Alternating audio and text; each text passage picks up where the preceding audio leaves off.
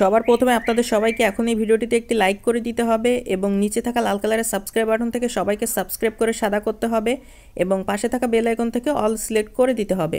তো বন্ধুরা বন্ধুবৃন্দগণ বন্ধুমণ্ডলীগণ ভিডিওটি মনোযোগ দিয়ে কামটা না করে শুরু দিয়ে শেষ পর্যন্ত ভিডিওটি মনোযোগ দিয়ে সম্পূর্ণ দেখুন।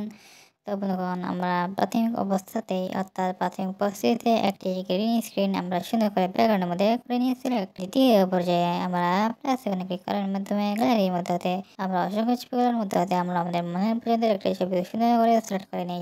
গ্রিন স্ক্রিন ব্যাকগ্রাউন্ডের মধ্যে সুন্দর করে বসাই এবং সেই বসানো ছবিটিকে আমরা সুন্দর এবং সাধারণ চমৎকার করে তুলতে বিভিন্ন রকম ফাংশন টুলস সেগুলো যথার্থভাবে সঠিক মাপ অপরিবেশ করে ভালোভাবে ছবিটিকে আমরা কাস্টমাইজেশন করে সঠিকভাবে করে নিই।